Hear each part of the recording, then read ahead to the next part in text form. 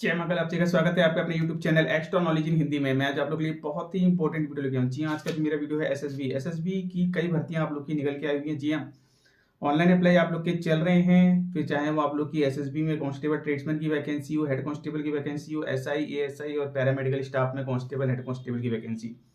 Online apply की last date आप लोग की यहाँ पे 20 अप्रैल 2026 रहने वाली है। यदि आप लोगों ने फॉर्म अप्लाई नहीं किया है, एलिजिबल हैं, बिल्कुल आप लोग फॉर्म अप्लाई कीजिए, क्योंकि जैसे जैसे समय एंडिंग की तरफ होता है, बिल्कुल वेबसाइट में प्रॉब्लम आप लोगों को देखने को मिलती है और ये जानकारी आप लोगों को पहले ही प्रोवाइड की गई थी। उसी प्रकार से वेबसाइट में कुछ बच्चों को प्रॉब्लम्स आ रही है यहाँ पे फॉर्म अप्लाई करने में। तो देखिए, समय बहुत ही कम है। यदि फॉर्म अप्लाई नहीं किया है, फॉर्म को अप्लाई कीजिए बिल्कुल। यदि फॉर्म अप्लाई नहीं हो रहे हैं तो लगातार प्रयास कीजिए, बिल्कुल आपके फॉर्म यहाँ पे अप्लाई हो जाएंगे। कई ट्रेडों में आप लोगों की वैकेंसी है। जी हाँ, कई ट्रेडों में आप लोगों की वैकेंसी है। बच्चों ने फॉर्म को यहाँ पे अप्लाई किया है और जिन बच्चों ने फॉर्म को अप्लाई किया, कहीं ना कहीं किसी न किसी प्रकार की मिस्टेक कर दी है। जी हाँ, कुछ बच्चों ने जो है यहाँ पे फॉर्म अप्लाई करते समय मिस्टेक कर दी है। कुछ बच्चों ने ट्रेड ही गलत सेलेक्ट कर लिया है। कुछ बच्चों ने मीन्स कई प्रकार की मिस्टेक्स होती हैं, फोटोग्राफ में, सिग्नेचर में, या फिर और भी अदर मिस्टेक्स वगैरह। तो देखिए, क्वेश्चंस आप लोग के कई आ रहे हैं एसएसबी को लेकर के, लेकिन एक जो इम्पोर्टेंट क्वेश्चन है, करेक्शन विंडो।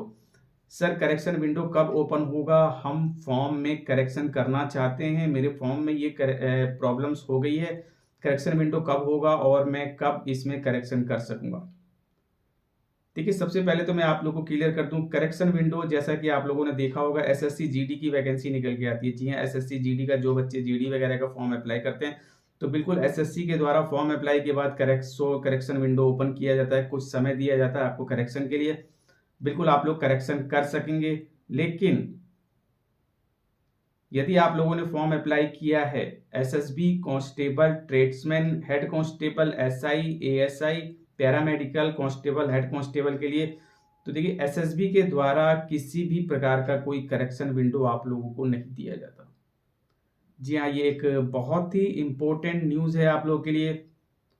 काफ़ी बच्चे इस चीज़ को लेकर के बैठे हुए हैं कि सर, ये प्रॉब्लम हो गई है, मुझे करेक्शन करना है, मैं किस प्रकार से करेक्शन करूं, किस प्रकार से करेक्शन करूं? जी हाँ, यदि फॉर्म में मिस्टेक हो गई है तो बिल्कुल प्रॉब्लम तो है यहाँ पे, लेकिन मैं आप लोगों को क्लियर कर दूं, किसी भी प्रकार का करेक्शन विंडो ओपन नहीं करेगी एसएसबी। बिल्कुल नोटिफिकेशन में इस चीज को मेंशन कर दिया है। फॉर्म अप्लाई करते समय जो भी डाटा आप लोग भर रहे हैं, बिल्कुल जो भी फोटोग्राफ, जो भी सिग्नेचर, जो भी ट्रेड आप लोग सेलेक्ट कर रहे हैं, बहुत ही सोच समझ के कीजिए। फीस पेमेंट से पहले पहले आप लोग अपने फॉर्म में एडिट कर सकते हैं। कोई प्रॉब्लम आ गई है, बिल्कुल आप लोग एडिट कर सकते हैं, लेकिन फीस पेमेंट के बाद, फाइनल सबमिट करने के बाद, जी हाँ, फाइनल सबमिट करने के बाद आप लोग अपने उस फॉर्म में किसी प्रकार की कोई मिस्टेक नहीं कर सकते हैं। इस चीज को नोट करके रख लीजिए। यदि आप लोगों ने अभी तक फॉर्म अप्लाई नहीं किया है तो इन सब चीज़ों को ध्यान रखते हुए ही आप लोग फॉर्म अप्लाई करेंगे। किस ट्रेड के लिए आप लोग फॉर्म अप्लाई कर सकते हैं, उस ट्रेड की नॉलेज आपको है या नहीं है, जो भी डॉक्यूमेंट्स मांगे गए हैं वो आप लोग के पास है या नहीं है, आने वाले समय में आपका रिटन एग्जाम, ट्रेड टेस्ट वगैरह होगा, वो आप लोग क्लियर कर सकेंगे नहीं कर सकेंगे, इन सब चीज़ों को देखते हुए ही आप लोग उस ट्रेड को सेलेक्ट करेंगे, उसके लिए फॉर्म अप्लाई करेंगे, उसके लिए तैयारी करेंगे। जी हाँ, किसी भी प्रकार का कोई करेक्शन विंडो ओपन नहीं होगा। एसएसबी कोई करेक्शन आपको नहीं करने देगी अपने फॉर्म में।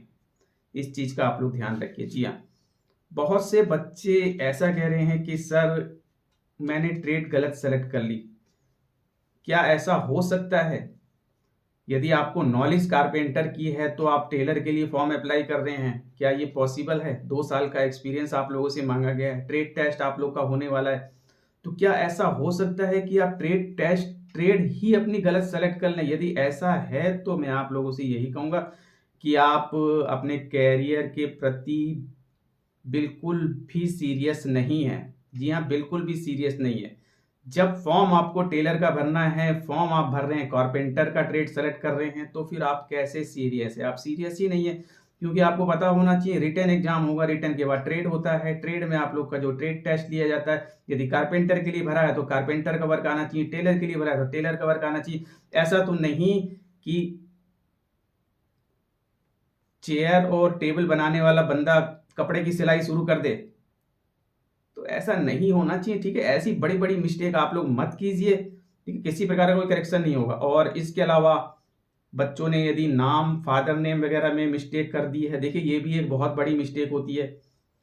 कुछ चीज़ें होती हैं, बच्चों को ऐसा लग रहा है कि फ़ोटोग्राफ गलत अपलोड कर दिया है सर, ब्लर हो गया है, या दूसरा फ़ोटोग्राफ अपलोड करना है, सिग्नेचर अपलोड करना है, ठीक है।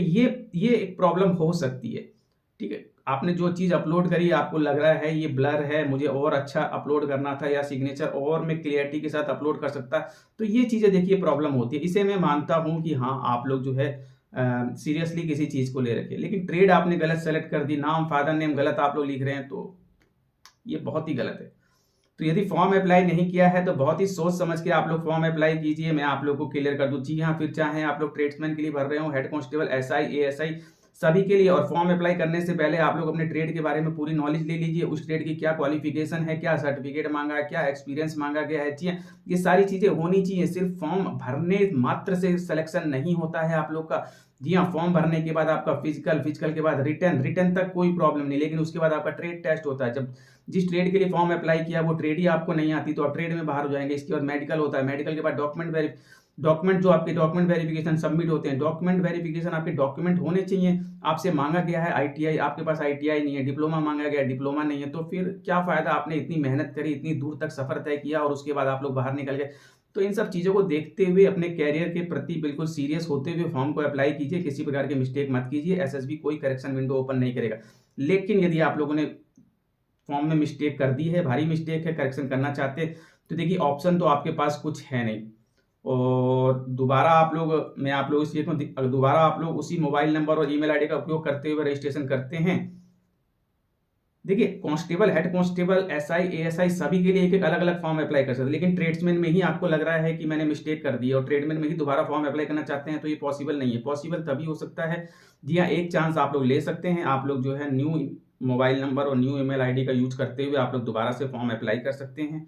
बिल्कुल फॉर्म आप लोग अप्लाई कर सकते हैं। तो एक यही ऑप्शन है आपके पास। यदि आपके फॉर्म में कोई बड़ी प्रॉब्लम है तो बिल्कुल आप लोग न्यू मोबाइल नंबर और न्यू ईमेल आईडी का यूज करते हुए न्यू फॉर्म आप लोग अप्लाई कर सकते हैं और उसमें सही डाटा आप लोग भर सकते हैं। लेकिन यदि दोनों के ही एडमिट कार्ड आ जाते हैं तो जो फॉर्म आपने सही भरा है उसी का ही आप लोग जो है फिजिकल देने जाएंगे, उसी का ही आगे का प्रोसेस आप लोग करेंगे।